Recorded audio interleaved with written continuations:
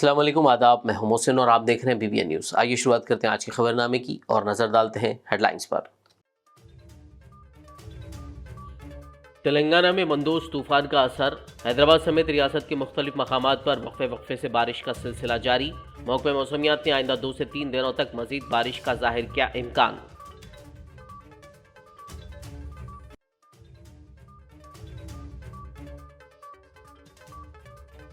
शहर हैदराबाद की खदीम मंडी मीरालम के तज़ीन नौ के इक़दामात में तेजी। महकमे बल्दी नज़्म व नक्श व शहरी तरक्की के special chief secretary Arvind Kumar का ट्वीट।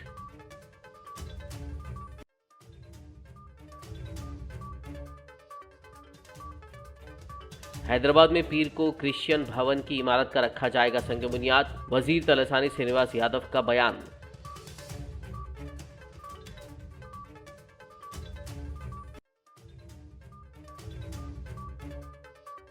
दिल्ली शराब स्कैम, CBI की MLC कविता से बंद कमरे में पूछताछ। कविता के घर के बाहर सिक्योरिटी के सख्त इंतजामात।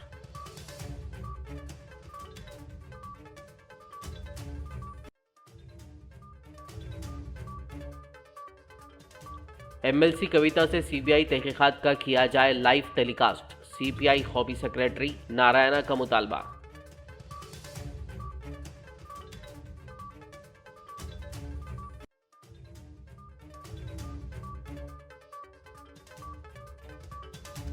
जिले कामारेड्डी के बांसवाड़ा में बस्ती दवाखाने का आगाज।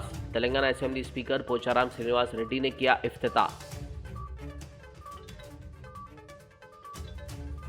और अब खबरों की तफसील। तेलंगाना में मंदोज तूफान के ज़ेर असर बारिश का सिलसिला वक्फे से जारी है। रियासती दारुल हुकूमत हैदराबाद के साथ साथ जनूबी तेलंगाना के बेशतर इलाकों में कल रात से ही बारिश हो रही है और बारिश के बाद सर्दी की लहर में अचानक मजीद इजाफा हो गया है।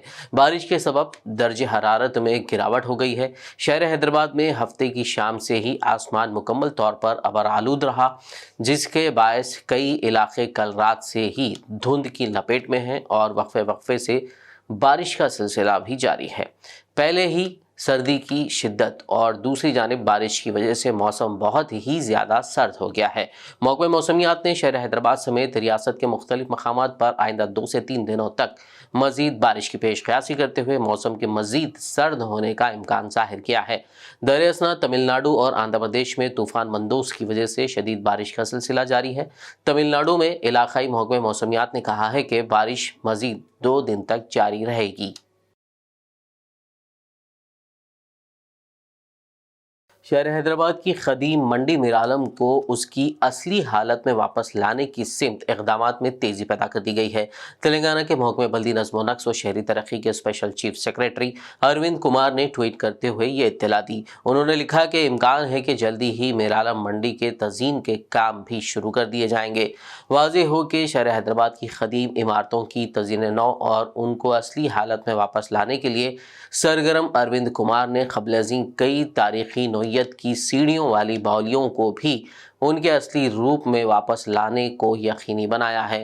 इस खुसूस में ट्वीट करते हुए अरविंद कुमार ने कहा कि 14 करोड़ 16 लाख रुपए से दौर निज़ाम में तामीर करदा खदीम मंडी मीरालम को उसकी असली हालत में वापस लाया जाएगा। तेलंगाना के वजीर एनिमल हस्बेंड्री तलसानी श्रीनिवास यादव ने कहा है कि कल पीर को क्रिश्चियन भवन की इमारत का संग बुनियाद रखा जाएगा। उन्होंने कहा कि 13 दिसंबर को नए कपड़े, क्रिसमस गिफ्ट पैकेट्स भी तकसीम किए जाएंगे।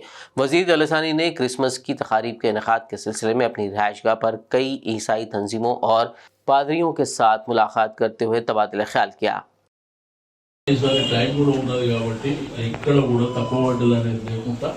మీరు కూడా జాగ్రత్త తీసుకోండి. నాకు ఊబర్పేట పెద్ద లేదు, మీదంతా కొన్ని అమీర్పేట మీరు కోఆర్డినేట్ చేయండి. బేగంపేట ఒకటే కదా,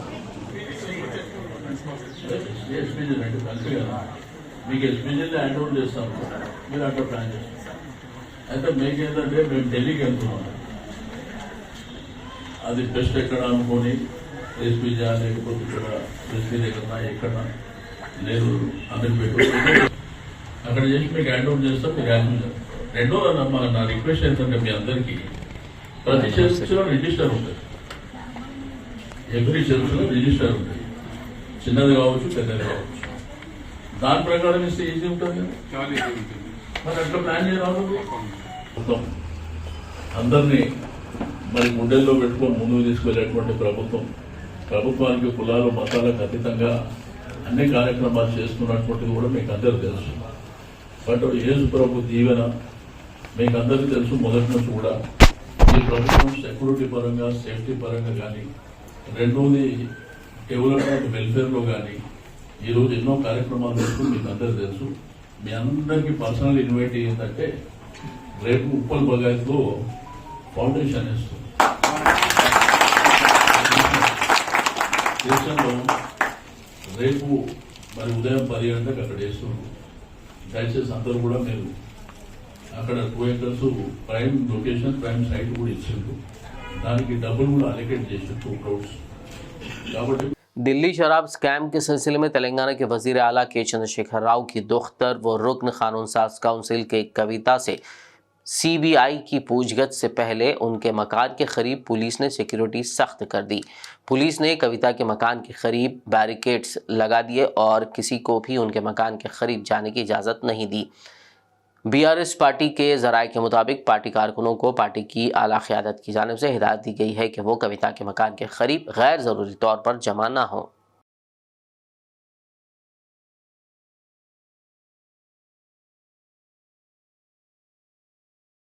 दिल्ली शराब घोटाले के सिलसिले में बीआरएस एमएलसी के कविता से पूछगछ के लिए सीबीआई की एक टीम आज इतवार की सुबह 11 बजे बंजारा हिल्स में वाक़े कविता की रिहायशगाह पहुंची। बताया जा रहा है कि सीबीआई के अफसरान ने एक कमरे के अंदर कविता से पूछगछ की। ज़राए के मुताबिक मुलजिम अमित अरोड़ा के बयान की बुनियाद पर एमएलसी कविता से तफ्तीश की गई और बयान रिकॉर्ड किया गया। सीबीआई के अहलकार 2 गाड़ियों में कविता की रिहायशगाह पहुंचे थे। ज़राए के मुताबिक हुक्काम ने वकीलों की मौजूदगी में कविता से पूछगछ की।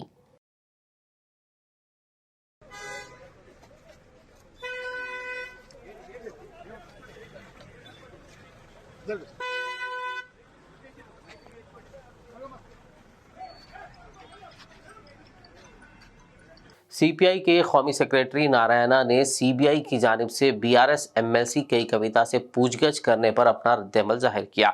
सीपीआई लीडर नारायणा ने मीडिया से बात करते हुए कहा कि मरकज़ ईडी और सीबीआई से पूछगछ के नाम पर मुखालिफ पार्टियों से सियासी इंतकाम ले रहा है। उन्होंने कविता से पूछगछ करने वाली सीबीआई को लाइव टेलीकास्ट करने का मुतालबा किया और कहा कि इससे केस में मज़ीद शफाफियत आएगी। उन्होंने कहा कि अगर कोई लाइव टेलीकास्ट नहीं होगा तो सीबीआई अहलकार और कविता तहकीकात के बारे में मुख्तलिफ बयानात देंगे। उनका कहना था कि सुप्रीम कोर्ट भी बातचीत का लाइव टेलीकास्ट करने ग्रीन सिग्नल देता है। उन्होंने कविता की तहकीकात का लाइव टेलीकास्ट करने का मुतालबा किया। తెలంగాణ రాష్ట్ర సమితి నాయకురాలు కల్వకుంట్ల కవిత పైన కేంద్ర సిబిఐ వాళ్ళు ఎంక్వైరీ చేయడానికి లోపలికి వెళ్లారు.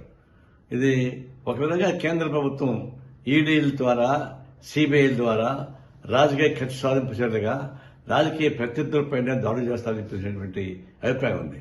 ఈ నేపథ్యంలో కల్వకుంట్ల కవిత కూడా ముఖ్యమంత్రి కూతురు కాబట్టి ఇప్పుడు అదేంటి వస్తే అవకాశం ఉంది. అందుకని మేము డిమాండ్ చేసేదంటే ఇప్పుడు జరిగేటువంటి విచారణ మొత్తం లైవ్ పెట్టండి, పారదర్శకత పెట్టండి. పెట్టి మీరు ఏమి మాట్లాడుతున్నారో అవేమి చెప్తుందో అవన్నీ ప్రజలు కూడా వినాలి. వింటే అప్పుడు ప్రజానికానికి ఉపయోగపడుతుంది, రాజకీయ నాయకులకు ఉపయోగపడుతుంది, ప్రభుత్వం కూడా పారదర్శకంగా ఉందని చెప్పడానికి అవకాశం ఉంటుంది. లేకపోతే ఎంక్వైరీ అయిపోద్ది గోప్యంగా, బయటకు వచ్చి మీ వర్షం మీరు చెప్తారు, ఆ వర్షం ఆమె చెప్తుంది, జనం పిచ్చోళ్ళు అవుతారు. జనం పిచ్చోళ్ళు చెప్పడానికి ఉండేది కోర్టులు సైతం చెప్తాను కదా, సుప్రీంకోర్టు సైతం చెప్పింది లైవ్ పెట్టమని చెప్పి. కోర్టు డిస్కషన్స్ లైవ్లో పెట్టినప్పుడు సిబిఐ ఈడీ ఎందుకు పెట్టకూడదు? కాబట్టి తప్పనిసరిగా ఇప్పుడు జరిగేటువంటి కల్వకుంట్ల కవితపై జరిగేటువంటి ఎంక్వైరీ పారదర్శకంగా లైవ్ పెట్టమని చెప్పేసి మేము డిమాండ్ చేస్తా ఉన్నాం. खबरनामे में फिलहाल लेंगे एक ब्रेक, मुलाकात होगी इस छोटे से ब्रेक के बाद।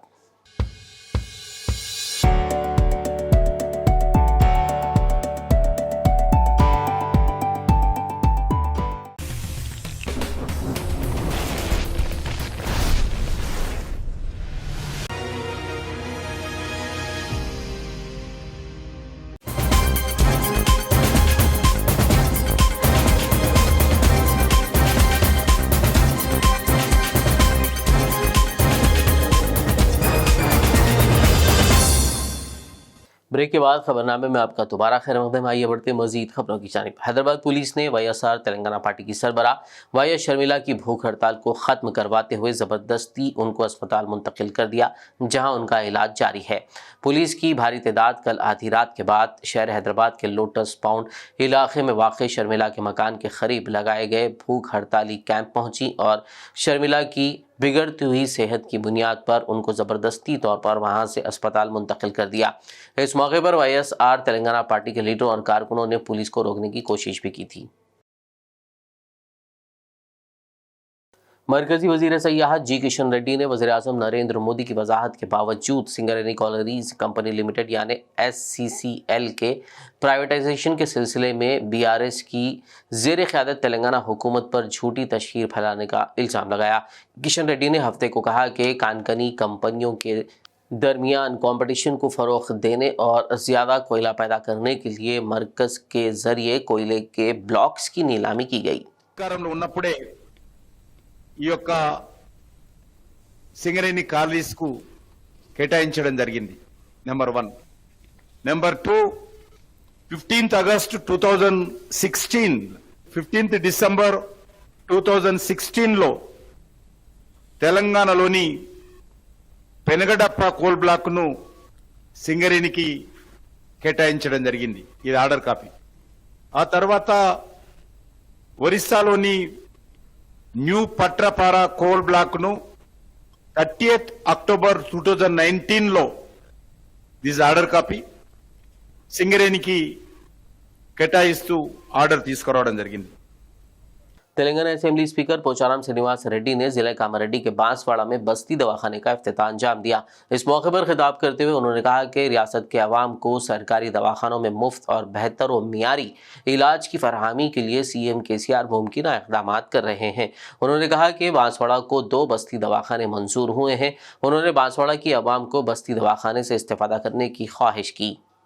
చిన్న జ్వరాలకు తలనొప్పులకు కడుపు నొప్పులకు కాళ్ళ నొప్పులకు ఆడబిడ్డలు కానీ మగబిడ్డలు కానీ ఎవరైనా సరే వారొచ్చి ఇక్కడ వైద్యం చేసుకోవడానికి అందుబాటులో ఉండే విధంగా అంత దూరం వెళ్లాల్సిన అవసరం లేకుండా అందుబాటులోనే వైద్య సదుపాయాలు కలిగించాలి, ప్రజలకు దగ్గరలోనే వైద్యం అందించాలనే ఉద్దేశంతో మన ముఖ్యమంత్రి గారు కేసీఆర్ గారు రాష్ట్ర మొత్తం మీద ఒక 400 బస్సు దవాఖాను మంజూరు చేశారు. ఖర్చు లేకుండా, ₹1 లంచం లేకుండా డాక్టర్ గారు పరీక్షిస్తారు, వైద్యం చేస్తారు, ఇక్కడనే మందులు ఇస్తారు.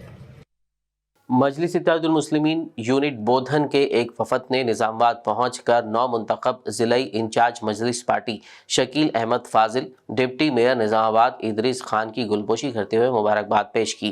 इस वफद में बोधन मजलिस यूनिट बल्दी फ्लोर लीडर हबीब खान खदीर और तमाम काउंसलर्स व कारकुन मोहम्मद वलीउद्दीन, शेख अत्थर, अकील फारूकी, अलीम रज़ा, आदिल बाबर, खिजर अहमद, मोहम्मद उमर, एजाज खान व दीगर शामिल थे। इस मौके पर बोधन मजलिस की जानिब से निज़ामाबाद पार्टी दफ्तर के रूबरू आतिशबाजी करते हुए मिठाई तकसीम की गई।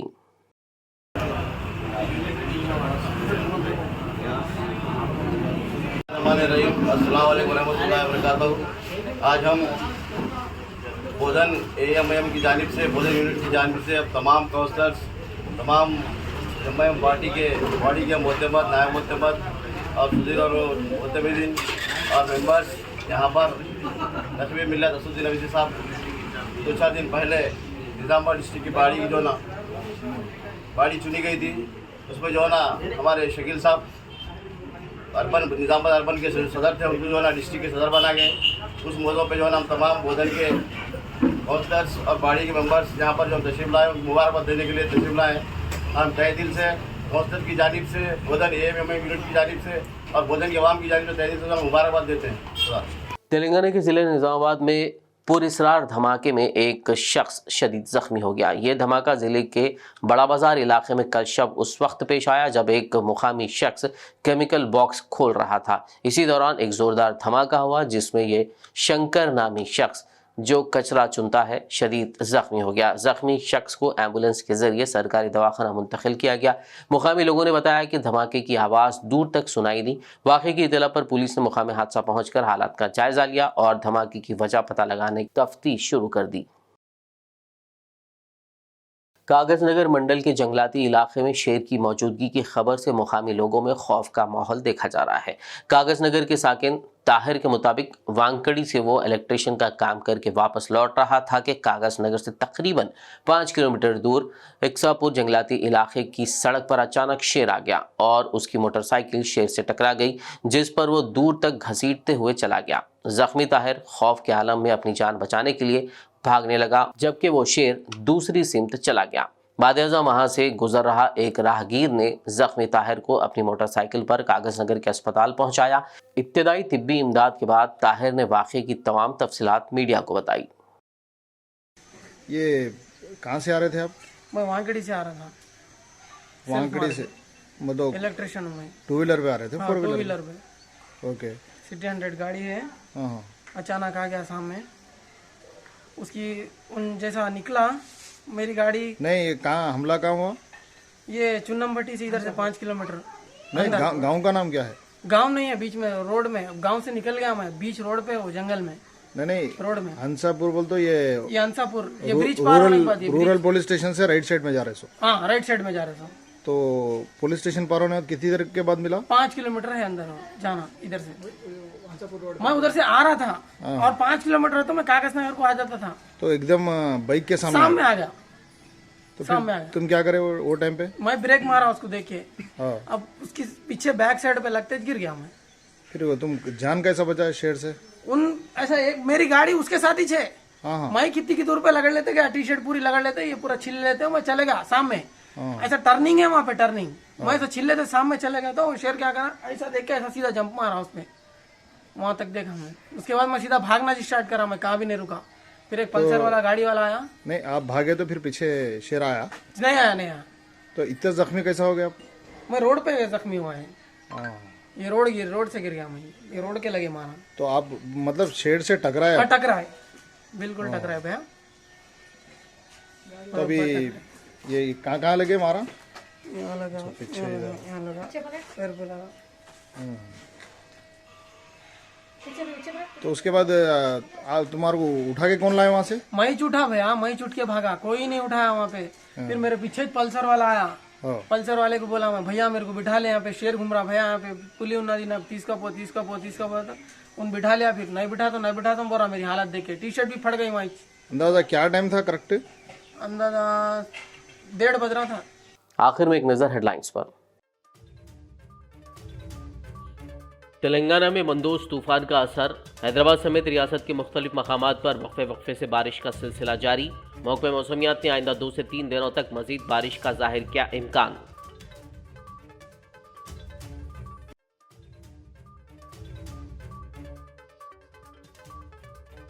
शहर हैदराबाद की खदीम मंडी मीरालम के तज़ीन नौ के इक़दामात में तेजी। महकमे बल्दी नज़्म व नक्श व शहरी तरक्की के special chief secretary Arvind Kumar का ट्वीट।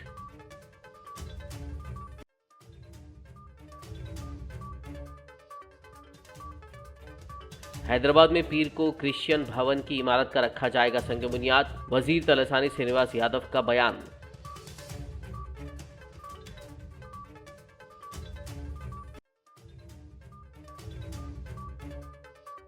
दिल्ली शराब स्कैम, सीबीआई की एमएलसी कविता से बंद कमरे में पूछताछ। कविता के घर के बाहर सिक्योरिटी के सख्त इंतजामात।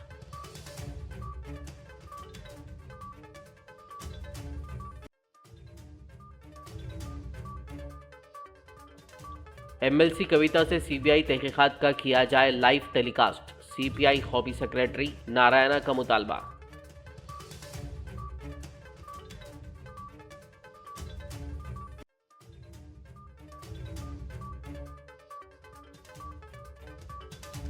जिले कामारेड्डी के बांसवाड़ा में बस्ती दवाखाने का आगाज। तेलंगाना असेंबली स्पीकर पोचाराम श्रीनिवास रेड्डी ने किया इफ्तिताह। खबरनामे में फिलहाल बस इतना ही। ताज़ा तरीन अपडेट्स के लिए देखते रहिए बीबीएन न्यूज़। यूट्यूब और फेसबुक पर मौजूद हमारे वीडियोस को लाइक और शेयर ज़रूर कीजिए। बीबीएन चैनल के व्यूअर्स के लिए एक अहम इत्तला। अब बीबीएन चैनल का टेलीकास्ट भारत भर में हो रहा है। हमारे व्यूअर्स भारत में कहीं भी टीवी पर अब बीबीएन चैनल देख सकते हैं। स्क्रीन पर बीबीएन चैनल की टेलीकास्ट डिटेल्स दस्तयाब हैं। इसके अलावा भारत भर में किसी भी एरिया में अगर आप BBN चैनल देखना चाहते हैं तो आप अपने केबल ऑपरेटर को इसके लिए कह सकते हैं। आपकी डिमांड पर वो ज़रूर BBN चैनल टेलीकास्ट करेंगे, क्योंकि BBN एक फ्री टू एयर चैनल है। इसके लिए आपको सिर्फ हमारे दिए गए नंबर पर केबल ऑपरेटर से कॉल या व्हाट्सएप पर मैसेज करवाना है। हम आपके केबल ऑपरेटर तक BBN चैनल पहुंचा देंगे, जिससे वो आपके एरिया में टेलीकास्ट कर सकते हैं। इसके लिए चैनल की हमारी पूरी टीम लगातार काम कर रही है ताकि आप तक BBN चैनल को पहुंचाया जाए। इसके अलावा BBN चैनल को भारत भर में रिपोर्टर्स की ज़रूरत है। अगर आप सहाफ़ी हैं और BBN चैनल से जुड़ना चाहते हैं तो आप भी दिए गए नंबर पर रब्त कर सकते हैं।